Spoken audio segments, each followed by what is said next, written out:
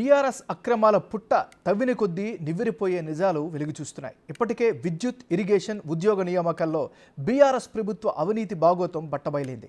ఈ జాబితాలోకి నూతన సచివాలయం చేరింది. ఐటీ పరికరాల కొనుగోలులో అవినీతి జరిగిందన్న ఆరోపణలు వెల్లువెత్తాయి.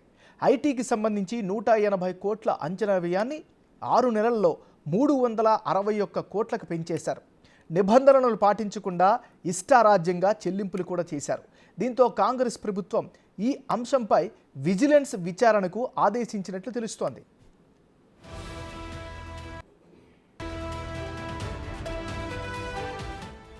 కొత్త సచివాలయం కోసం 27.9 ఎకరాలు కేటాయించగా 8.58 లక్షల చదరపు అడుగుల్లో భవన నిర్మాణం జరిగింది. అందులో సెక్రటేరియట్ క్యాంపస్ ఏరియా నెట్వర్క్ ఏర్పాటుతో పాటు ఇంటర్నెట్, హెచ్ఓడీలు, ఐఏఎస్ అధికారులకు కావాల్సిన కంప్యూటర్లు, ఐటీ పరికరాలను సమకూర్చాల్సిన బాధ్యతను ఇన్ఫర్మేషన్ టెక్నాలజీ శాఖకు అప్పగించారు. ఇక్కడే అవినీతికి ద్వారాలు తెరిచారు. 180 కోట్లకు సంబంధించిన పనులకు గ్లోబల్ టెండర్లు పిలవకుండా అధికారులు ఇష్టారీతిన వ్యవహరించారు.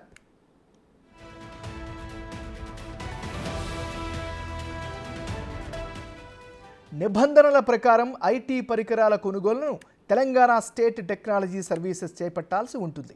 దీంతో తమకు కావాల్సిన పరికరాలను టీఎస్టీఎస్ ద్వారా కొనుగోలు చేయాలని ఉన్నతాధికారులు భావించారు.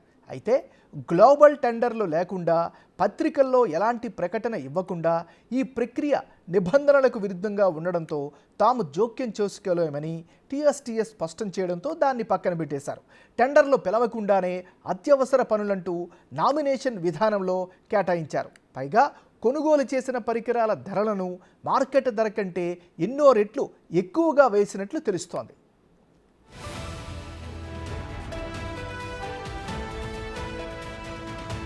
హైదరాబాద్లో ఉన్న ప్రముఖ అంతర్జాతీయ ఐటీ సంస్థల్లోని భారీ భవంతుల్లోనూ పరికరాలకు ఇంత ఖర్చు కాదని నిపుణులు లెక్కలు కట్టారు. 180 కోట్లు చాలవన్నట్లు ఆ వ్యయాన్ని రెట్టింపు చేసి 361 కోట్లకు పెంచడం మరింత ఆశ్చర్యానికి గురిచేసింది. సీఎంఓ ఆదేశాలతో సిఎస్ శాంతికుమారి విజిలెన్స్ విచారణకు ఆదేశించినట్లు సమాచారం. పూర్తి వివరాలు అందించాలని ఐటీ శాఖకు లేఖ రాసినట్లు తెలుస్తోంది.